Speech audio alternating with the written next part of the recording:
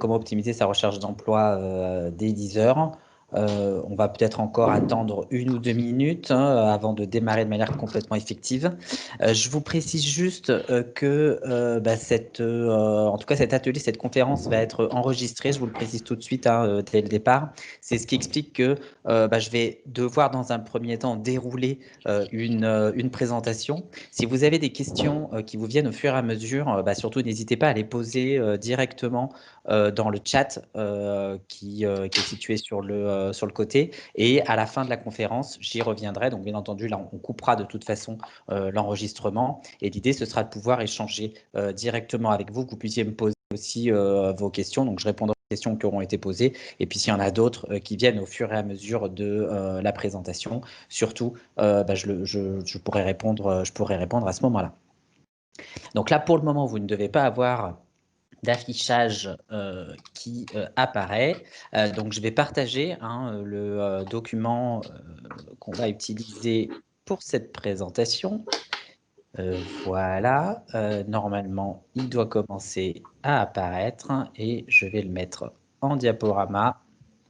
Comme ça, vous aurez les éléments. Donc moi, bien entendu, à partir de maintenant, je ne vous vois plus à l'affichage, mais comme expliqué, je vais dérouler au départ une présentation avec l'objectif, et vous allez voir que c'est vraiment un atelier qui est conçu de cette manière-là, pour vous aider à optimiser votre recherche d'emploi. Alors, qui organise cet atelier? Et ensuite, je me présenterai. L'association en tout cas, qui organise cet atelier, c'est À Compétences Égales, qui est une association qui fédère en fait les experts du recrutement. Donc au départ, c'était des cabinets de recrutement et aujourd'hui sont venus se rajouter des entreprises qui sont engagées dans la lutte contre les discriminations et pour tous les principes d'égalité des chances à l'embauche et à la mobilité en entreprise. Donc comme vous aurez et vous pourrez avoir accès aux documents si vous le souhaitez.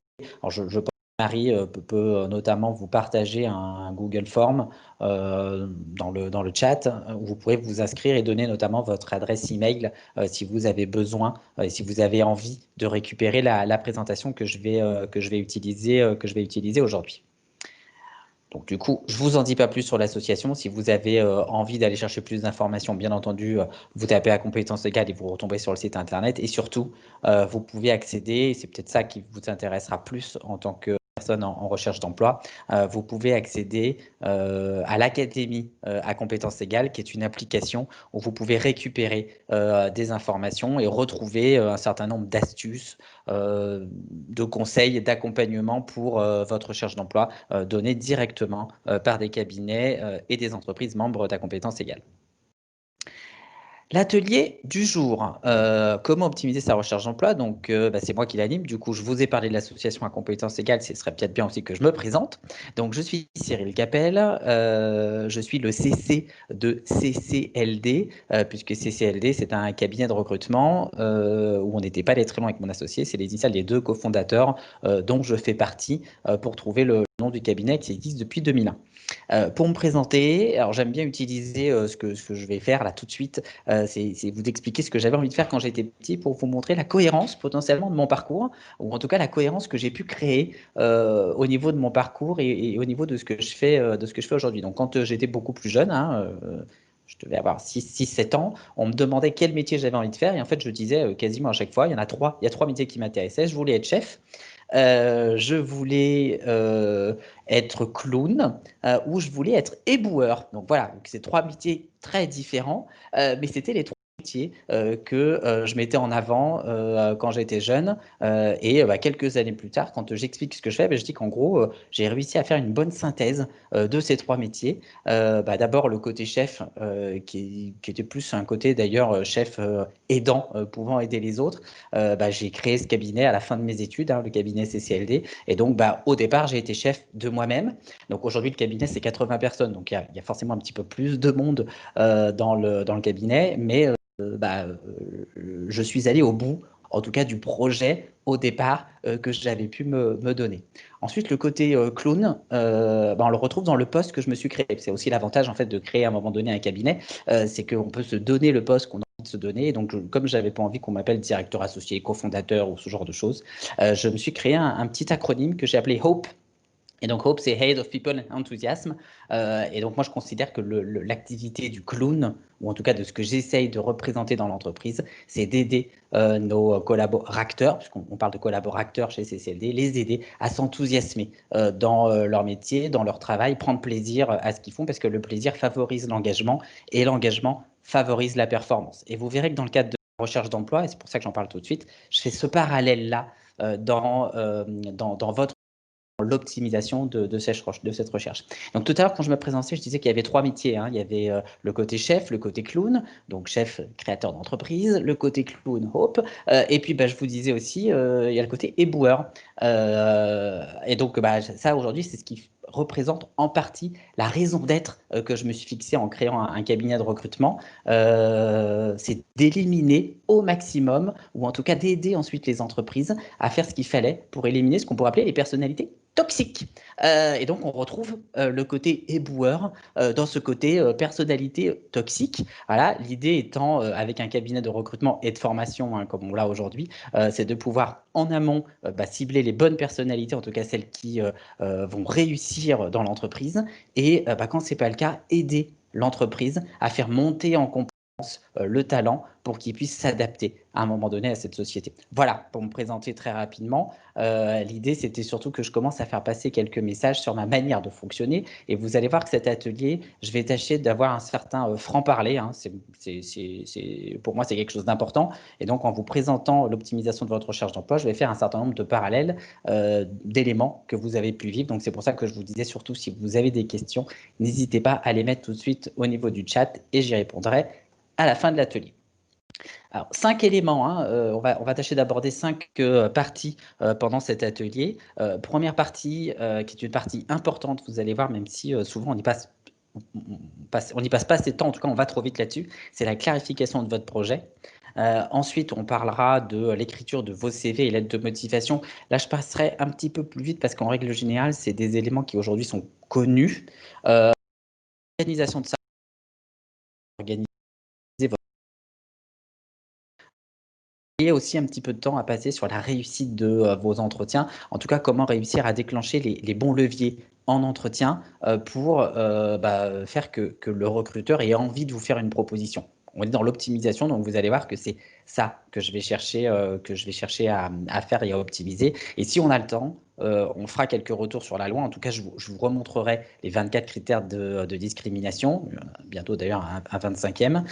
Et pour le coup, si vous avez besoin d'aller plus loin là-dessus, vous pourrez récupérer la présentation sans aucun problème. Concernant le début, et donc clarification du projet, puisque c'est ça qui pour moi est le plus important au départ, et souvent le temps qu'on ne passe pas assez pour optimiser justement sa recherche d'emploi. Et donc on se dit qu'on est en recherche d'emploi et on recherche un peu tous azimuts. Le premier conseil qu'on vous donne via Compétences Égales, c'est de vous dire que à partir du moment où on est dans une démarche de recherche d'emploi, il y aura une démarche de vente à un moment donné. Et pour vendre, il faut bien se connaître, il faut bien connaître son produit. Je fais souvent le parallèle en disant que la recherche d'emploi aujourd'hui, c'est un peu comme créer une entreprise. Voilà.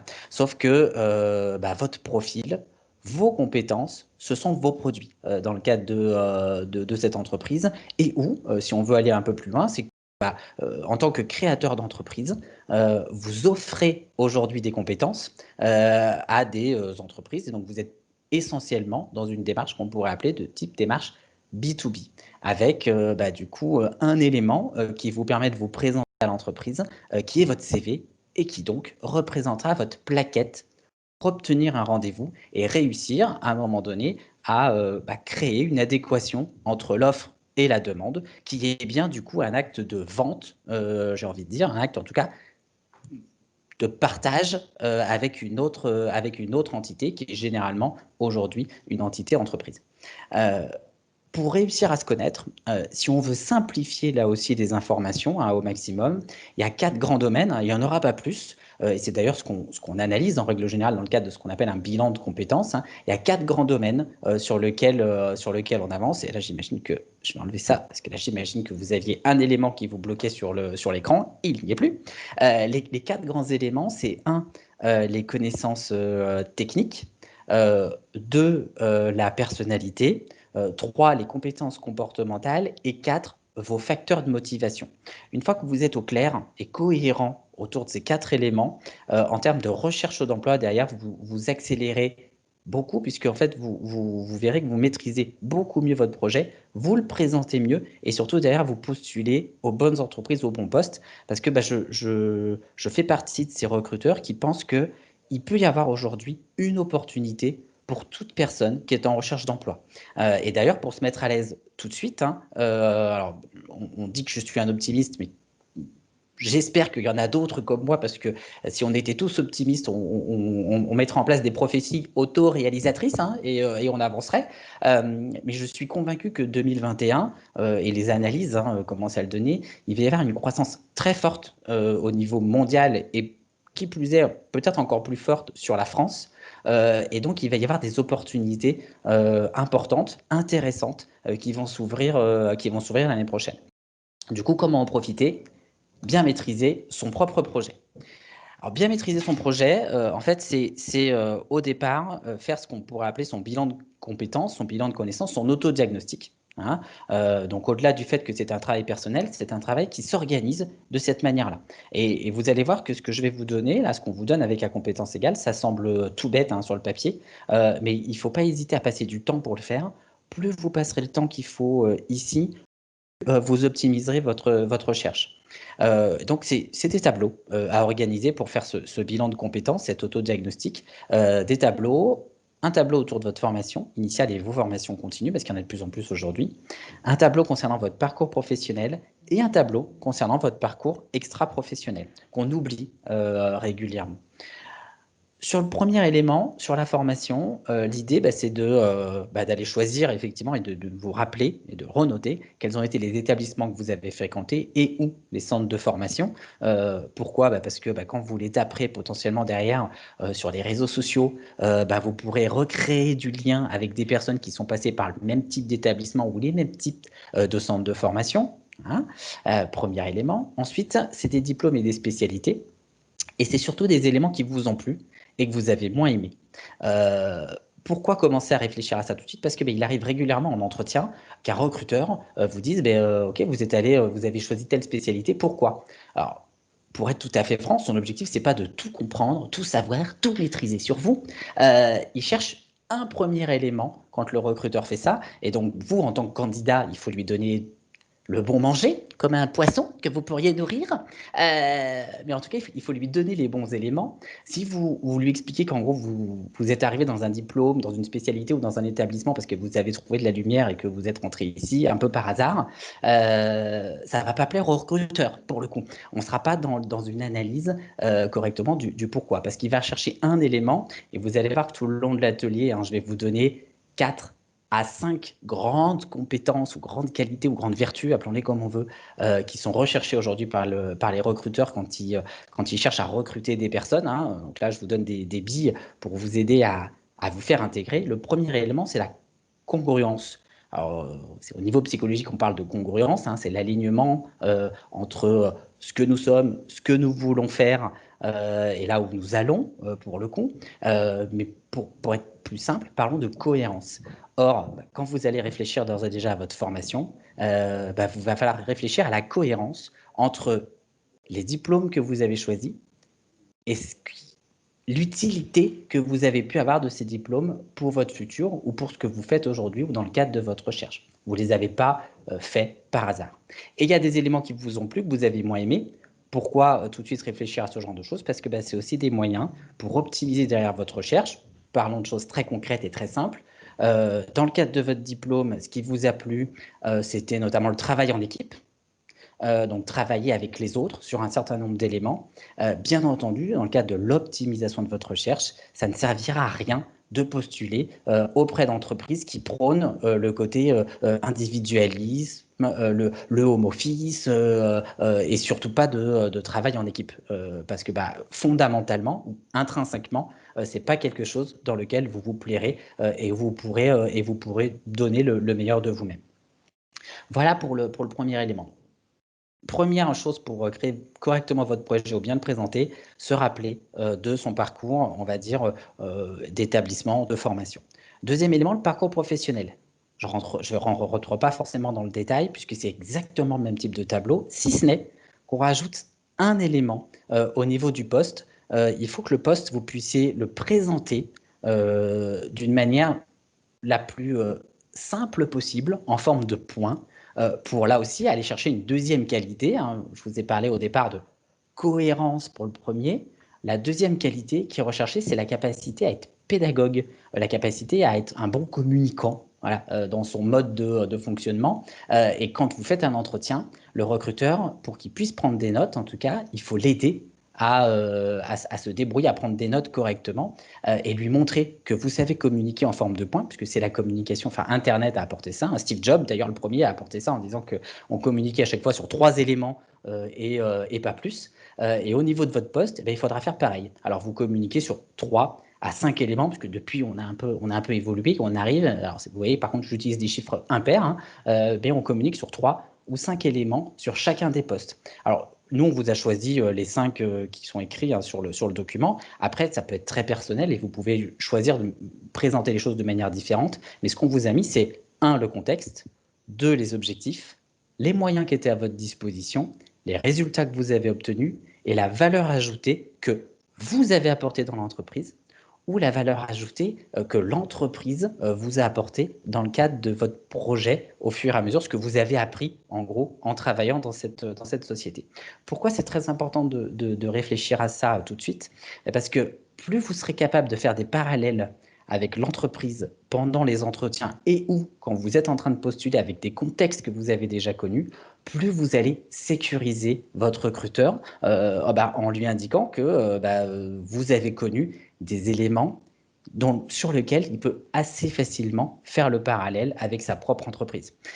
Et donc, quand on intègre une société, il y a toujours un contexte. Hein. Le contexte, il peut y avoir contexte de difficulté ou au contraire de la réussite, de l'hypercroissance. Et ça apporte toujours des enjeux à un moment donné dans une entreprise. Hein. Les contextes donnent des enjeux. Et donc, vis-à-vis de ces enjeux, vous vous fixez ou on vous fixe des objectifs.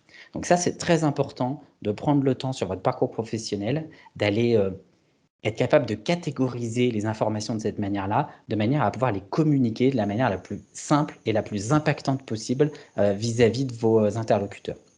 Et ensuite, troisième tableau, pour toujours votre autodiagnostic, hein, c'est cette fois-ci votre parcours extra-professionnel. Donc certaines personnes ne passent pas de temps à réfléchir à ça.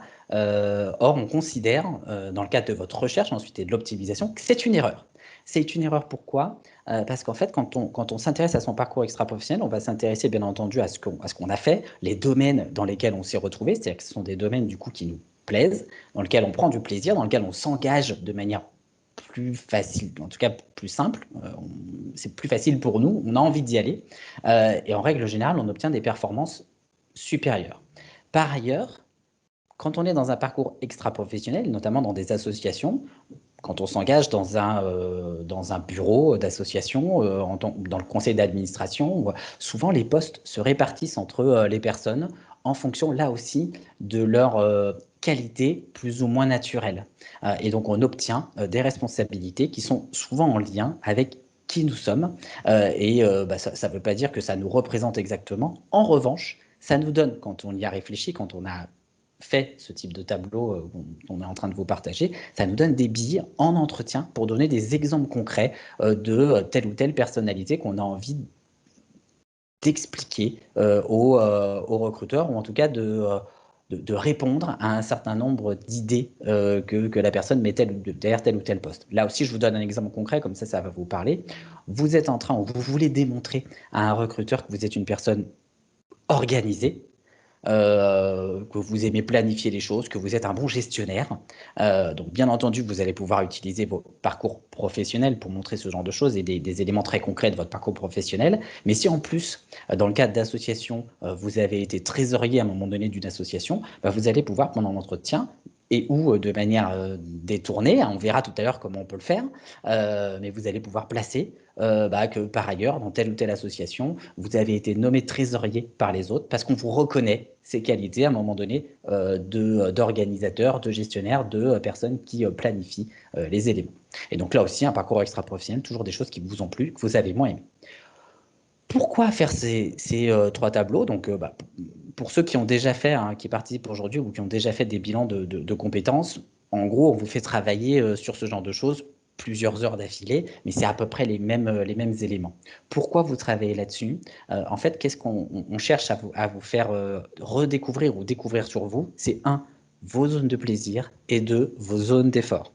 Pourquoi faire ça? Tout simplement parce que grâce à vos zones de plaisir, vous allez vous dire à un moment donné, bah, tiens, là-dessus, je prends plaisir. Et en réalité, quand on prend plaisir, on sait qu'on s'engage plus. On sait que finalement, on arrive à réussir ce qu'on est en train de faire.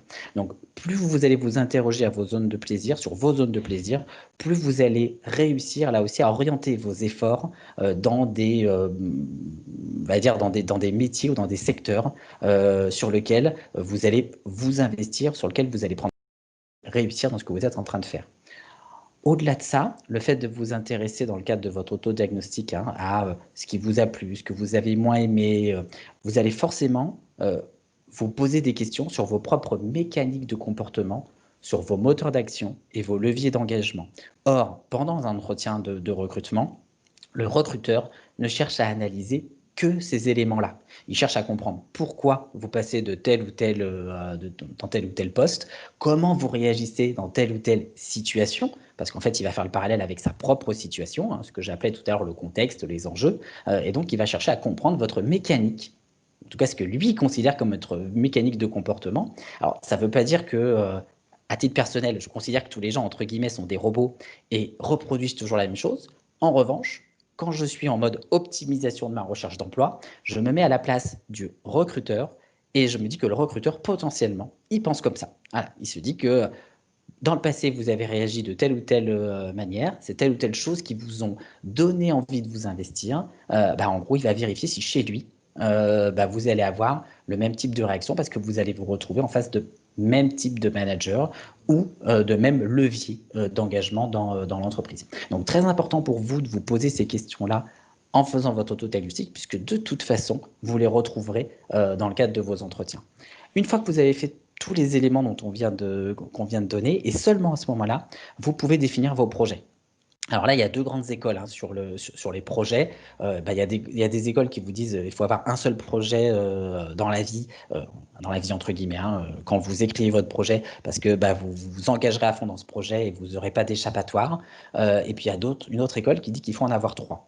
Alors moi, pendant très longtemps, mais c'est la jeunesse qui fait ça. Je considérais qu'il en fallait qu'un seul, et c'est pour ça que j'avais créé une entreprise, et surtout, je l'ai créée à la fin de mes études, en me disant, de toute façon, j'ai pas d'autre échappatoire que de faire ça. Avec un peu plus de recul, et en voyant le monde dans lequel on vit, qui est un monde quand même, il faut se le dire, plutôt incertain, même si je suis convaincu que l'année prochaine va être une super année de croissance, le monde reste incertain. Je considère qu'il faut avoir trois projets quand vous avez fait ce travail-là. Et je vais vous expliquer pourquoi il faut avoir ces trois projets. Et ces trois projets différents. Il faut qu'il y ait un projet simple. Voilà. Ce que j'appelle un projet simple, c'est un projet où, en gros, vous êtes quasiment certain d'obtenir un rendez-vous avec un recruteur en postulant. Vous savez que vous allez plaire. Hein, et je sais pourquoi j'utilise ce terme plaire. Hein, je reviendrai peut-être tout à l'heure là-dessus. Mais vous savez que ça va matcher et que vous allez obtenir, à un moment donné, plus facilement que sur d'autres, une réponse positive. Il faut un deuxième projet, qui est le projet qui vous correspond aujourd'hui, en fonction de votre parcours. Hein, c'est celui qui est le plus cohérent, je reviens sur ce terme-là, le plus cohérent par rapport à votre parcours et par rapport à ce que vous avez vous aussi envie de faire, et donc quelque chose qui vous correspond bien. Et un troisième projet, qu'on pourrait appeler ou qualifier un peu de projet Dream, voilà, c'est un projet où vous vous dites, a priori sur le papier, je ne peux pas aujourd'hui aller vers ce projet-là, même si fondamentalement ça m'intéresse, parce que je sais que avant moi, il y aura des personnes qui, là aussi, a priori, correspondent plus que moi sur le papier et seront beaucoup plus facilement contactées. Donc, bien entendu, le projet sur lequel il faut passer le plus de temps, c'est le projet numéro 2. C'est le projet du milieu, c'est votre projet, on va dire, qui correspond le plus, qui est le plus efficace. Voilà. Vous serez en tout cas le plus efficace. Pourquoi pas passer plus Dream, parce que je sais que souvent j'ai cette question-là, tout simplement parce que je suis dans un atelier de optimisation de sa recherche d'emploi et que si vous passez 80% de votre temps sur un projet où vous avez 5% de chances d'obtenir une réponse positive, vous allez vous épuiser à travailler sur quelque chose qui pour le moment reste un rêve. Ça ne veut pas dire qu'il ne faut pas le faire, ça veut dire que dans le cadre de votre organisation, ça doit faire partie des choses que vous faites, j'ai envie de dire, limite dans vos heures de loisirs, hors heures de recherche d'emploi ou en fin de journée en vous disant tiens, j'avais vu cette offre, je me la suis mis de côté, je vais répondre en fin de journée parce que je tente ma chance. Voilà, au loto, il paraît que tout le monde doit tenter sa chance. Bon, moi, je ne joue pas au loto, mais il paraît qu'aujourd'hui, je crois qu'il y a une grosse cagnotte de 200 millions d'euros. Voilà, je fais passer le message. J'en étais à ces 3 projets et je reviens du coup sur le projet numéro 1, qui est le projet qu'on pourrait appeler basique. Et souvent, les personnes me disent, mais moi, pourquoi je vais postuler à ça si je sais que fondamentalement, ça ne m'intéresse pas. Alors, quand je dis ça, hein, je me fais taper dessus par les recruteurs. Je suis désolé s'il y en a qui écoutent ça, je vais encore me prendre des messages, mais c'est pas grave, j'assume à chaque fois ce que je dis. Il faut que vous ayez ce type de projet pour une simple et bonne raison, c'est que quand vous avez une réponse positive de la part d'un recruteur ou d'une entreprise, vous êtes meilleur en entretien. Alors non pas que vous êtes meilleur tout seul, hein, mais vous êtes meilleur pour 2 éléments. Et ces 2 éléments très psychologiques, mais qui fonctionnent à chaque fois. Un, vous êtes meilleur parce que vous avez plus confiance en vous. Le fait d'avoir une réponse positive vous donne plus confiance. Et 2, et ça c'est très moche ce que je vais dire, mais je ne suis pas là pour dire que c'est bien ou pas bien, hein. Je dis juste la vérité, malheureusement, c'est ce qui se passe. Quand vous êtes en face d'un recruteur, si vous avez une réponse positive de votre côté, ce recruteur aura plus envie de vous séduire parce que il aura ce petit défi, ce petit challenge de vous vendre lui aussi à un moment donné son entreprise. C'est ce qui explique d'ailleurs ce phénomène psychologique que j'accuse, voilà, sur lequel je ne suis pas d'accord, mais qui est malheureusement comme ça, de beaucoup de personnes dans pas mal d'entreprises, hein, managers, recruteurs, voilà, qui considèrent que quelqu'un qui est en poste est plus bankable, oui, plus, on va dire, du coup, recrutable qu'une personne qui serait en recherche d'emploi. Donc, c'est pour ça que je vous invite vraiment à avoir ces 3 projets, avec ce projet facile qui vous permet en fait d'avoir potentiellement une promesse d'embauche et ou des propositions d'emploi qui vous permettront d'être plus en confiance quand vous êtes en face d'un recruteur et qui vous permettront notamment de tenir le discours. C'est de la vente inversée, de tenir le discours en disant voilà, aujourd'hui, bon, moi, effectivement, j'ai une opportunité, je suis plus intéressé par vous pour telle et telle raison. Alors, là, je sais qu'il y a des personnes qui, derrière leur écran, se disent oui, est-ce que ça se passe vraiment comme ça? Alors, je sais que là, je vais vous faire hurler, mais tout à l'heure, j'ai fait le parallèle avec la création d'entreprise. On peut faire le parallèle aussi avec la séduction, parce que dans l'acte de recrutement, il y a une partie séduction. Et je vais vous donner une phrase qui va vous faire réfléchir juste avant que je prenne le slide juste après. C'est qu'on n'est jamais plus séduisant que quand on est marié. Voilà. Et c'est ce qui se passe malheureusement, je ne dis pas que je suis d'accord avec ça, mais c'est ce qui se passe malheureusement sur la partie emploi et la partie recrutement. J'en ai fini avec cette partie projet.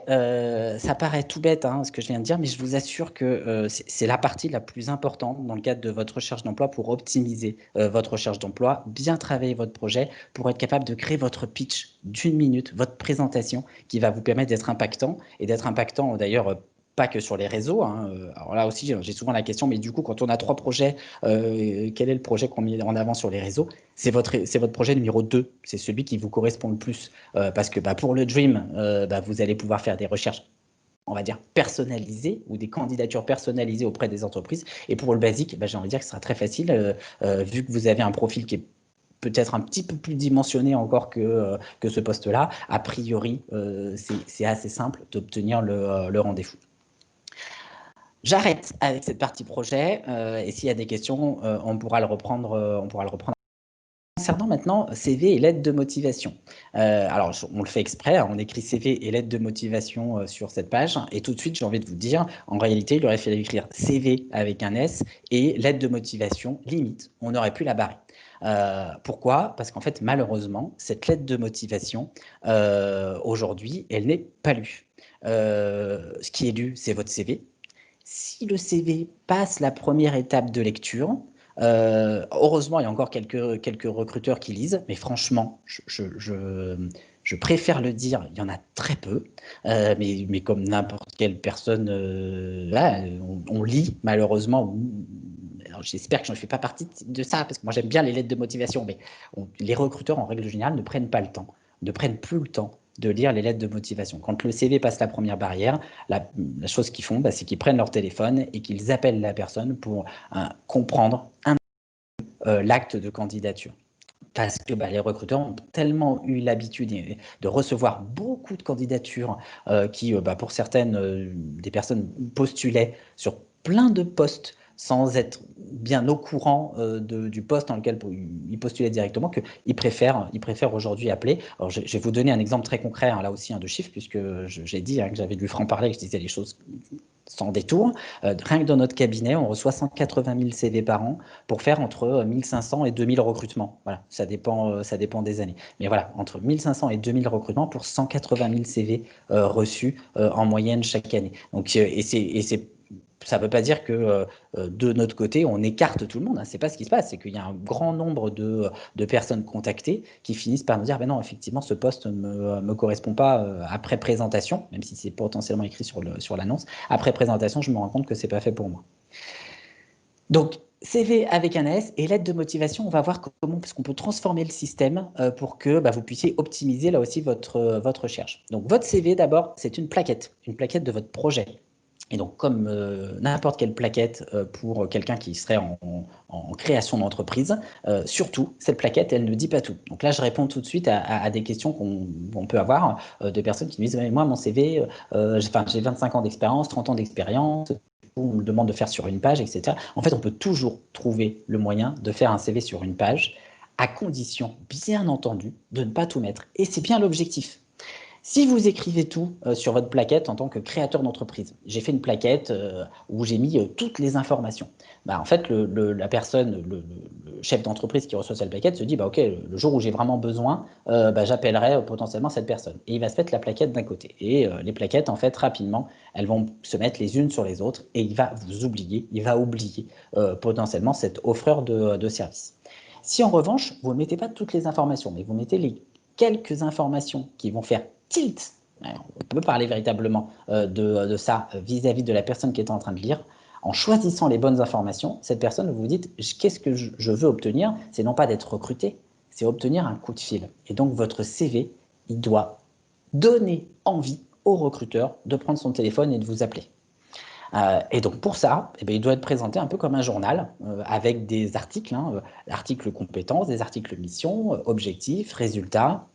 Là, je rentre pas dans le détail, mais parce que je vous les ai donnés tout à l'heure dans le tableau. On est bien dans le contexte, les missions, les actions et résultats que vous avez déjà travaillé. Mais donc, pour qu'il soit et pour qu'il fonctionne le CV, vous devez mettre un titre. Et n'hésitez pas aussi à utiliser des sous-titres. Donc le titre, ça peut être le titre du poste auquel vous postulez, et les sous-titres, ça peut être des éléments récupérés dans l'annonce qui doivent donner envie aux recruteurs de lire un petit peu plus le CV et surtout de vous appeler. Je vais vous donner aussi des exemples concrets. J'en sais rien, sur l'annonce, c'est écrit que l'entreprise recherche un bac plus 5, qui aurait un minimum de 2 ans d'expérience dans je ne sais pas trop quoi, et qui connaît ou qui aurait travaillé dans le secteur de l'hydroélectrique. Imaginons que vous avez les trois. Et que vous vous dites, j'ai les trois, c'est super, donc j'envoie mon CV. N'attendez pas et ne pensez pas que le recruteur il va tout de suite se rendre compte en lisant votre CV que vous les avez. En revanche, si vous voulez être sûr qu'il le voit, vous le mettez tout de suite en haut. Vous mettez le titre du poste, bac plus 5, je ne sais plus ce que j'avais dit comme deuxième compétence, et troisième, maîtrise ou connaissance du secteur hydroélectrique. Et en fait, tous ces éléments sont en haut et donnent au recruteur l'envie d'aller lire le reste. C'est du marketing, c'est de la com, mais je reviens sur les qualités qui étaient attendues tout à l'heure par les recruteurs. C'était la deuxième. J'ai parlé de congruence au départ, en tout cas de cohérence. Voilà. Et deuxième, c'était la partie pédagogique, c'était la partie communication. Donc votre CV doit représenter cette capacité que vous avez à communiquer de manière simple et de manière impactante. Les 5 principes du CV, je vais passer très vite là-dessus parce qu'ils sont connus en règle générale. 1, toutes les mentions qui ne sont pas en lien avec les compétences peuvent être enlevées. Alors, c'est quoi toutes les mentions qui ne sont pas en lien avec les compétences? Ça va être essentiellement vos mentions personnelles du type votre adresse, par exemple, nationalité, bien entendu, enfin, tous ces éléments qui sont des éléments qui rentrent dans les CV type dit CV anonyme ou anonymisé. Pourquoi l'adresse, par exemple, il ne faudrait pas la mettre? Là aussi, hein, mettez-vous toujours, hein, je reprends toujours cet exemple-là, mettez-vous à la place du recruteur. Je vais vous donner là aussi un exemple concret. Vous êtes, moi je suis à Lyon aujourd'hui, c'est la fête des Lumières. Voilà. J'espère que d'ailleurs je vais être éclairant, que je suis éclairant dans ce que je vous dis. Vous êtes à Lyon et vous postulez à un super poste qui vous intéresse à Paris. Et vous avez laissé votre adresse personnelle, qui est une adresse lyonnaise. Vous avez peut-être un super profil pour le poste, mais peut-être que le recruteur qui est en train de recevoir votre CV se dit en voyant votre CV, alors il discrimine quand il fait ça, mais il ne le sait pas. Bon, il est hors la loi. Là non plus, il ne le sait pas. Et il ne le fait pas méchamment. En revanche, en recevant votre CV, il se dit, ah mince, super profil, mais il habite à Lyon. Ça va être compliqué quand même, le pauvre, organiser un déménagement, etc. Tout ça juste pour ce poste. C'était peut-être le poste de vos rêves et vous aviez peut-être une possibilité, parce que vous avez peut-être une adresse ou un oncle, une tante, tout ce que vous voulez, qui pouvait vous héberger sur Paris le temps de rechercher un logement. Enfin, en tout cas, pour vous, il n'y avait pas de problème de mobilité. Vous l'avez peut-être même écrit sur votre CV. Vous avez peut-être écrit mobile nationalement, etc. Sauf que c'est le frein du recruteur qui va tout seul, qui va se mettre et qui va faire que vous n'obtenez pas le poste. Si vous n'aviez pas mis l'adresse, il ne se serait pas posé la question. Voilà, vous avez éludé une information pour vous éviter d'être écarté ou d'être appelé en second, voilà, sur un élément qui n'était pas obligatoire de toute façon sur le CV. Deuxième principe sur le CV, soyez à l'aise avec ce que vous mentionnez et ne mentionnez que des éléments avec lesquels vous pouvez parler avec facilité. S'il y a des trous sur le CV, alors peut-être tout à l'heure, en plus vous n'êtes pas très très nombreux, donc on pourra, souvent on a ce type de questions, donc on pourra échanger en off pour le coup, quand ce sera plus filmé, mais il y a des trous sur votre CV, il y a un certain nombre de choses, vous n'êtes pas à l'aise avec ça, donc on pourra voir tout à l'heure, parce que d'une personne à l'autre, les éléments sont différents, mais on pourra voir comment est-ce qu'on présente ça sur un CV de manière très simple. Voilà, et pour que vous soyez à l'aise avec la présentation. Et souvent, en fait, on est tellement pas à l'aise avec sa propre présentation qu'on est sur le quatrième point. On donne des billes pour donner l'impression de se justifier sur son CV et on se crée tout seul le problème. Alors, souvent, pour faire un peu d'humour, je dis qu'on a tous tendance à faire ça, à faire de ce qu'on j'appelle de la podologie balistique. Pan! On se tire une balle dans le pied tout seul, à mettre des éléments sur le CV parce que pour nous, c'était un frein. Pour nous, c'est quelque chose de compliqué, c'est notre propre croyance limitante. Et en effet miroir, on la donne au recruteur à un moment donné, parce que pour nous, elle est embêtante, on ne savait pas comment la présenter, et on donne une bille au recruteur pour que le recruteur, lui, perde potentiellement confiance sur tel ou tel élément. Et ça rejoint du coup le troisième point. Plusieurs d'entre vous vont faire pendant ces quelques jours des entretiens individuels avec des consultants. Et souvent, la première question qui arrive, et c'est drôle parce que c'est quasiment tout le temps. Alors, après, j'ai un CV atypique. Voilà, ça c'est la première. J'ai un parcours atypique. Et la deuxième, c'est qu'est-ce que vous pensez de mon CV? Est-ce que mon CV il est bon? Or, alors on peut toujours dire s'il est joli, voilà, ça c'est une question d'esthétique, et d'une personne à l'autre, ce sera potentiellement différent, mais il n'y a pas de mauvais, dites-vous qu'il n'y a pas de mauvais ou de bon CV. Il y a toujours un CV qui vous ressemble. Et le CV qui vous ressemble, c'est le CV qui doit vous permettre à un moment donné d'avoir le poste, là aussi, qui vous ressemble et sur lequel vous allez le plus prendre de plaisir dans l'entreprise. Et dernière chose, sur les 5 principes fondamentaux, soyez factuel sur le parcours et les périodes. Alors, quand je dis ça, c'est que une des bases, bien entendu, de la relation avec le recruteur, c'est la confiance. Or, si vous avez eu 2 expériences ou une expérience qui a été de, j'en sais rien, décembre 2008 à janvier 2009, si vous écrivez sur votre CV 2008-2009, sans que apparaisse qu'il y avait un CDD de 2 mois ou une période où potentiellement le recruteur, s'il le découvre par lui-même, pourrait avoir tendance à penser que vous avez essayé d'abuser de sa confiance. Donc soyez factuel sur les éléments. Si vous pensez que ça peut vous jouer des tours, il faut rester suffisamment flou Voilà, mais pour pas que ça paraisse comme quelque chose de malhonnête. Donc tout à l'heure, d'ailleurs en off, si vous voulez aussi, on pourra peut-être échanger sur ce type de questions parce que c'est aussi des questions qui reviennent régulièrement. La lettre de motivation, tout à l'heure, je vous ai dit qu'elle n'existait pas, en tout cas qu'elle était plus lue, malheureusement. C'est vrai, ça ne veut pas dire qu'il ne faut plus la faire, hein. En revanche, ce que souvent j'invite en fait à faire aujourd'hui, c'est d'envoyer ce qu'on peut appeler un mail d'accompagnement. Et ce mail d'accompagnement se construit de la même manière que la lettre de motivation quand on postule. C'est un mail d'accompagnement avec au départ, et c'est ce que je vous ai mis sur la droite, c'est la compréhension de la problématique qui est actuellement dans l'entreprise. Donc, ce n'est pas forcément une information sur l'entreprise, hein. Dans la lettre de motivation, auparavant, voilà, on nous disait vous êtes l'acteur majeur de je ne sais pas trop quoi, etc. Bon, tout ça, c'est terminé. En tout cas, aujourd'hui, ce qu'on va attendre, c'est que vous montrez que vous avez compris quelle était la problématique actuellement de l'entreprise. En tout cas, quels sont les enjeux de l'entreprise en ce moment. Et donc ça, vous les avez via les annonces.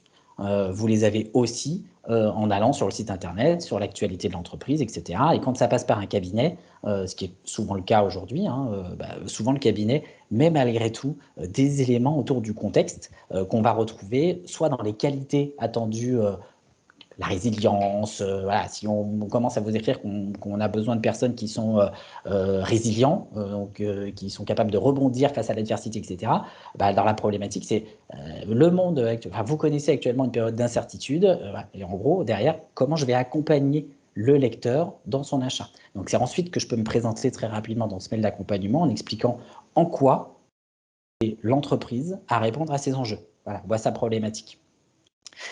Une fois que j'ai fait ça, dans le mail d'accompagnement, je dis bah ok, a priori, je comprends votre problématique, je corresponds à cette problématique. À quel moment est-ce que je peux vous appeler pour en parler? Et il ne faut pas hésiter à avoir cette audace-là.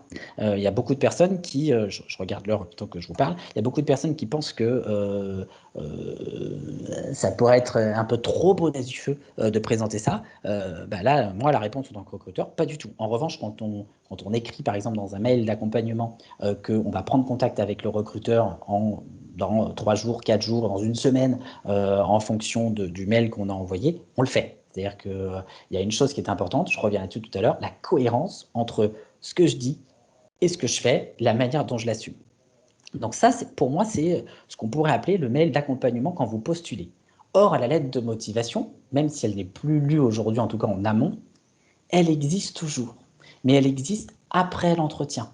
Et ça, aujourd'hui, c'est quelque chose sur lequel je sais que les recruteurs, notamment, ne communiquent pas assez. Mais quand vous sortez d'un entretien, utilisez, enfin récupérez en tout cas l'email du recruteur pour pouvoir lui envoyer une lettre. Alors, on va parler de lettre de remerciement suite à l'entretien, mais en réalité, c'est une lettre de motivation. Et c'est là qu'elle a tout son intérêt. C'est-à-dire qu'en amont, se montrer motivé pour quelque chose sur lequel vous n'aviez pas suffisamment d'informations, j'ai envie de dire pourquoi pas, mais pour moi, c'est un mail d'accompagnement, voilà, de votre candidature. En revanche, la lettre de motivation, elle vient après. Vous venez de passer l'entretien. Dans l'idéal, j'ai envie de dire 2 heures entre demi-journée ou le lendemain au maximum qui suit votre entretien, vous renvoyez un mail au recruteur en le remerciant bien entendu de l'échange, mais surtout, parce que s'il n'y avait que ça, je vais vous expliquer pourquoi il ne faut pas qu'il y ait que les remerciements, ça ne suffirait pas. Au-delà du fait que vous avez remercié le recruteur pour optimiser vos chances d'obtenir, en tout cas, et d'avancer dans le processus, il faut reprendre les enjeux. Voilà. Grâce à l'échange, j'ai mieux compris quels étaient les enjeux aujourd'hui de l'entreprise. Et voilà en quoi je reste convaincu que je peux y répondre. Et vous remettez des éléments qui viennent expliquer votre candidature. Et souvent, dans l'idéal, hein, pour que ça fonctionne, vous remettez ces éléments en 3 points. Voilà.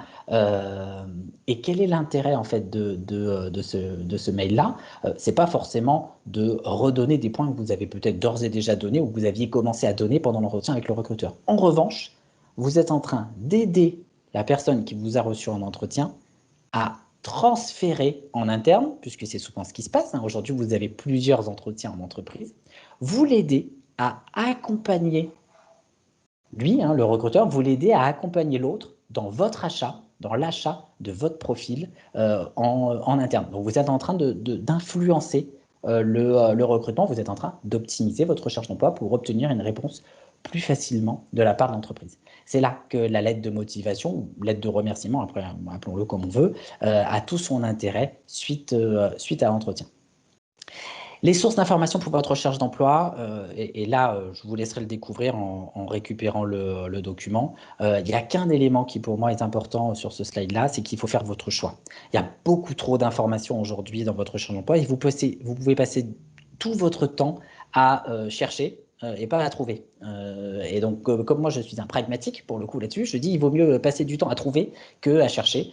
Et dans le cadre de votre recherche d'emploi, privilégiez les deux job boards, par exemple. Un job board, j'en sais rien, type Monster, Cadre Emploi, Indeed, qui est un métamoteur. Donc, l'avantage, c'est que il va aller chercher des offres d'emploi sur des tas de sites différents. Mais en tout cas, vous en privilégiez deux, voilà, pas plus. Idem, vous vous mettez sur deux CVTech. Les CVTech, c'est des endroits où vous allez déposer votre CV et où vous allez mettre les bons mots-clés pour que les recruteurs puissent vous faire ressortir quand ils sont en train de vous rechercher. Mais une fois que vous avez fait ça et que vous mettez à jour régulièrement votre CV sur les CVTech, stop. Ah, le reste de vos recherches, enfin dites-vous en tout cas que ça correspondra à 80% de vos recherches. Vous pouvez chercher des heures et des heures sur tous les sites possibles. Vous verrez que vous retrouverez quasiment toujours les mêmes annonces, puisque la plupart des entreprises aujourd'hui font ce qu'on appelle de la multidiffusion. Sur la recherche d'emploi, voilà, mettez à jour régulièrement votre candidature. Comme vous pourrez récupérer le document, je ne vais pas spécialement insister là-dessus. Concernant les réseaux sociaux, là, je vais insister que sur un élément. Donc, bien entendu, être présent, en tout cas sur les réseaux sociaux. Bien entendu, plutôt les réseaux sociaux dits professionnels pour la recherche d'emploi et privilégier des réseaux qui sont aujourd'hui beaucoup utilisés. Et bien entendu, je ne peux pas passer à côté de LinkedIn, qui est le réseau le plus utilisé aujourd'hui au niveau professionnel. Et dans le cadre de ce réseau, soyez acteur dans les prises de contact. Là aussi, hein, alors je sais qu'il y a des personnes qui sont derrière leur écran et qui se disent oui, mais quand même, je ne veux pas déranger.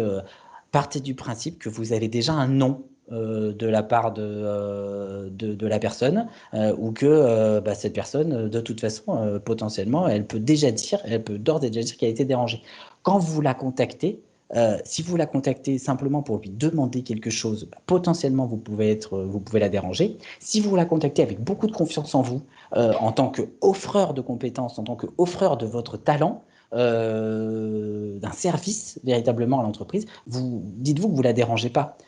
Vous êtes en train potentiellement d'apporter de la valeur dans cette société, parce que c'est ce qui se passe. Vous avez de la valeur à apporter à un moment donné à telle ou telle entreprise.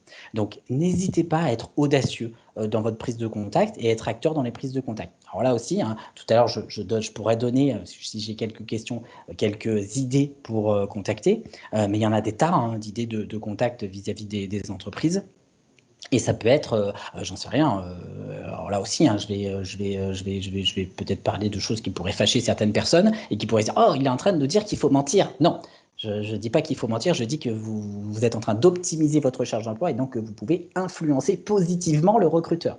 Tout à l'heure, je vous ai dit qu'un recruteur, il avait en tout cas, il avait besoin de défis potentiellement pour avoir envie de séduire une personne. Demain, vous voulez postuler chez AXA. Pour parler de l'assurance, hein, voilà, un des moyens pourrait être d'approcher un manager et ou un RH de chez AXA en lui disant voilà, j'ai reçu, je suis en train d'avancer sur un processus de recrutement avec Allianz, par exemple, sur tel ou tel poste. Or, il se trouve qu'en regardant les valeurs des deux entreprises, j'ai l'impression de me retrouver beaucoup plus dans les valeurs d'AXA. À quel moment pourrions-nous échanger pour que je puisse faire le bon choix? Alors, bien entendu, je sais qu'il y a certaines personnes qui, derrière leur écran, sont en train de hurler au scandale, ont un recul énorme dans ce que je suis en train de dire. Voilà, je l'ai dit tout à l'heure que j'avais du voilà, mon objectif ici, c'est d'influencer positivement le recruteur pour optimiser votre recherche d'emploi. Et donc, je ne suis pas forcément en train de mentir, si notamment, je suis en train d'enjoliver un peu la idée, mais si notamment vous avez envoyé un CV chez Allianz. Alors, ça ne veut pas dire que vous avez été contacté, mais vous pouvez dire que vous êtes en process avec Allianz parce que vous avez envoyé votre CV là-bas. C'était un exemple. Dans le cadre de votre recherche d'emploi, toujours sur le côté optimisé, hein, et je vois qu'il nous reste une demi, donc je vais essayer d'aller assez vite. Ne perdez pas votre temps, bien entendu, à répondre à toutes les offres. Souvent, la règle qu'on donne, c'est est-ce que je réponds en gros à 2/3 des critères de l'offre. Si c'est le cas, je sais que je peux passer du temps à répondre parce que j'ai beaucoup plus de chances d'être retenu. Alors, ça ne veut pas dire que je ne réponds pas aux autres. Hein. Tout à l'heure, je le disais, et les projets Dream, etc., il faut y aller. En revanche, dans le cadre de l'organisation de votre temps de recherche, là aussi, hein, moi, je suis un fervent défenseur de l'organisation. En fait, on passe du temps sur des offres au départ qui nous correspondent véritablement et sur lesquelles on sait qu'on peut avoir un retour positif plus facilement. Concernant l'entretien, quelques éléments là aussi à vous partager avant qu'on puisse commencer les échanges et que je puisse répondre aux questions. Premier élément, donc je crois qu'on vous partage 4 ou 5 règles. Hein. La première règle, renseignez-vous sur l'entreprise et pas uniquement en regardant les infos du site internet. Souvent, les infos du site internet sont un peu vieilles, entre guillemets, et donc n'hésitez pas à aller sur la page LinkedIn de l'entreprise et ou sur un blog, s'il y a un blog qui est fait par l'entreprise, ou par le dirigeant, parce que vous aurez des informations beaucoup plus d'actualité, des informations beaucoup plus mises à jour. Et donc là aussi, hein, toujours dans l'optimisation de votre recherche, si pendant l'entretien, vous êtes capable de donner des éléments qui vont parler au recruteur ou au manager, enfin en tout cas à la personne qui vous reçoit en entretien, parce que c'est les choses qui sont en train de vivre actuellement, il vous projettera beaucoup plus facilement, bien entendu, dans l'entreprise. Deuxième règle au niveau de l'entretien, préparer cet entretien. Alors là aussi, hein, il y a des personnes qui parfois nous disent, quand on est en entretien individuel, mais moi j'ai passé 2 heures, 3 heures, une journée à préparer cet entretien, et puis quand je suis arrivé en entretien, du coup ça s'est pas du tout passé comme j'avais prévu. Et oui, malheureusement, c'est pas comme ça que ça se passe. C'est-à-dire, préparer un entretien, ça veut pas dire se dire, ok, je prépare toutes les questions que va me donner le recruteur. D'autant que le recruteur, et c'est ce qu'on vous a mis sur le côté, il n'attend pas une personne parfaite en face de soi qui a préparé toutes les réponses à toutes les questions de manière, en tout cas avec le côté par cœur. S'il a ça, il sentira potentiellement qu'il y a un loup. Et vous verrez qu'en fait, il ira appuyer sur des éléments avec un contenu émotionnel pour voir comment vous allez vous comporter dans quelque chose sur lequel il va venir un petit peu vous stresser. Et ça ne veut pas dire qu'il vous veut du mal hein, quand le recruteur il fait ça. Hein. C'est simplement, mettez-vous là aussi toujours à sa place. Son travail à lui, c'est de trouver la bonne personne pour l'entreprise. Or, tout le monde, et c'est psychologique là aussi ce que je vais dire, mais tout le monde dans n'importe quelle entreprise se dit que chez nous, c'est plus difficile qu'ailleurs. Et donc, s'il a en face de lui une personne qui a priori n'a pas de défaut, jusqu'à présent a tout réussi et tout était facile, il va se dire oh là là, comment ça va se passer chez nous, parce que chez nous avec Paul de machin ou Jean-Pierre de tel truc, il va nous le casser, ça marchera pas parce que le côté RH et ou le manager dans l'entreprise a toujours lui aussi des stéréotypes vis-à-vis de sa propre société et il se dira toujours que chez lui c'est plus dur qu'ailleurs. Donc, quand on arrive en entretien, on arrive avec un entretien qui, certes, est préparé, mais sur lequel on aura à parler à un moment donné de nos qualités, mais aussi des axes d'amélioration. Vous voyez, on vous a barré le côté défaut, des axes d'amélioration qu'on a pu avoir dans le cadre de notre parcours et qu'on connaît par cœur, nous, en tout cas, nous concernant. Hop, troisième règle, en entretien, adopter une posture d'écoute active. Alors, l'écoute active, c'est quoi hein? L'écoute active, truc très simple pour s'en souvenir, on a 2 oreilles et une bouche, c'est pour écouter 2 fois plus que l'on parle. L'écoute active, c'est ça. J'écoute, je pose des questions qui sont suffisamment ouvertes pour que le recruteur, en tout cas la personne qu'on a en face de nous donne des éléments qu'on va pouvoir réutiliser. Alors notamment, je reviens là-dessus, sur cette fameuse lettre ou ce mail de remerciement où on va retracer les enjeux suite à l'entretien. Or, là, il y a un élément qui apparaît en dernier, mais que je mets aujourd'hui beaucoup quand j'interviens, sur le côté soyez souriant et ouvert. Euh, en plus d'être professionnel, c'est quelque chose qui, pendant des années, on l'a dit, voilà, pensez à être souriant quand même pendant l'entretien. C'est encore plus vrai aujourd'hui. Là aussi, mettez-vous à la place du recruteur. Le recruteur, il a une mission, c'est de trouver la bonne personne pour le poste. C'est souvent des missions données par des managers à un moment donné dans l'entreprise. Donc, il a la pression. Quand il vous voit en entretien, il a la même pression que vous. Alors, ce n'est pas exactement la même et sur les mêmes enjeux, mais il a un vrai enjeu de trouver la bonne personne.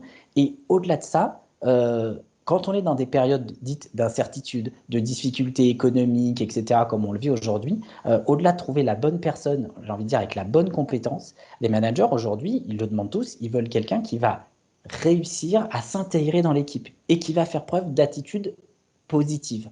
Donc, si en entretien, vous n'arrivez pas d'ores et déjà à faire passer et à casser ces barrières-là en apportant cette dynamique que vous pourrez apporter dans l'équipe en arrivant, parce que vous arrivez de l'extérieur et donc vous allez apporter un souffle de positif à l'équipe, vous ne marquerez pas des points. Parce qu'aujourd'hui, c'est bien entendu un des éléments qui va être demandé au recruteur.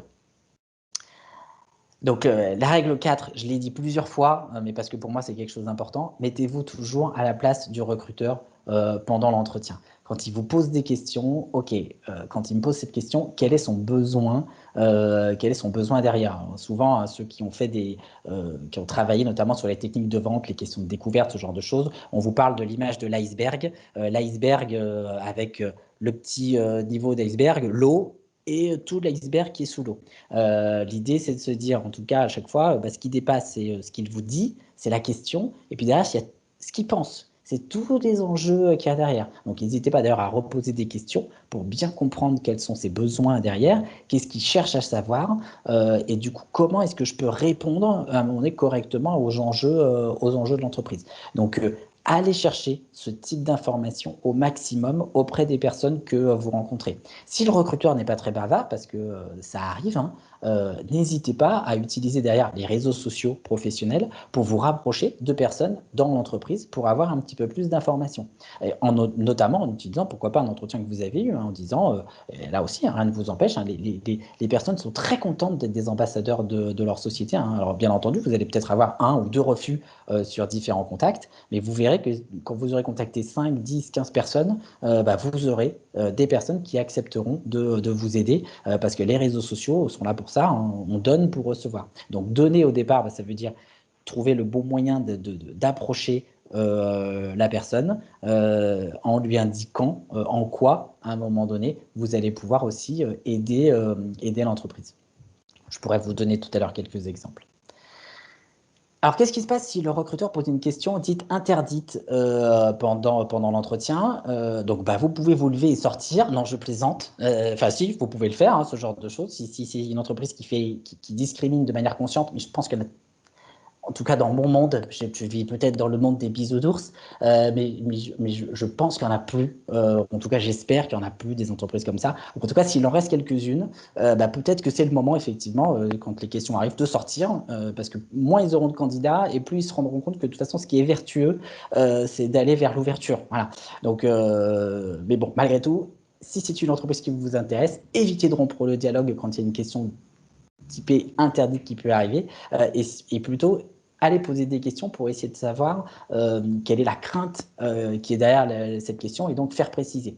Alors je prends souvent l'exemple que je vais vous donner, qui est pas, je suis pas le seul d'ailleurs à prendre cet exemple. Christelle Defoucault, qui est une personne top voice sur LinkedIn, l'avait mis d'ailleurs dans un de ses livres. On s'entend bien d'ailleurs sur ce type de choses, parce qu'elle fait preuve d'impertinence. De temps en temps, moi aussi. Et notamment une question qui vient régulièrement pour une jeune femme de 30 ans qui n'aurait pas d'enfant. Et on se retrouve parfois confronté à des managers qui vont dire du coup, au niveau des enfants. Bon, bien entendu, cette question, elle ne devrait pas arriver pendant un entretien. Donc, vous pouvez tout à fait à l'aise de ne pas y répondre et ou de mentir, puisque cette question n'a pas lieu d'être. Imaginons que vous n'ayez pas forcément envie de dire la vérité parce que vous avez l'impression que potentiellement vous pouvez discriminer sur cette question. Par contre, rien ne vous empêche de dire que, et alors, en plus ça calmera le recruteur derrière, il ne posera plus cette question. On a fait le test, hein, donc c'est pour ça que voilà, on le sait.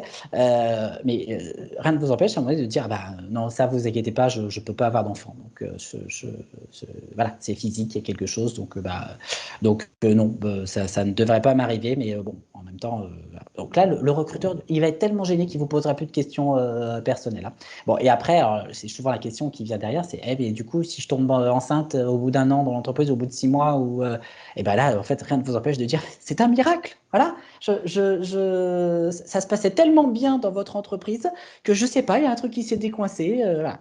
Et puis, ça permettra certainement au recruteur de se rendre compte qu'en fait, c'est pas une maladie en soi, et que bah, après c'est qu'une question d'organisation et que ça, c'est bon, j'ai pas envie de dire c'est son problème, mais pas loin. Hop, je passe par rapport à ça. Donc le rappel à la loi.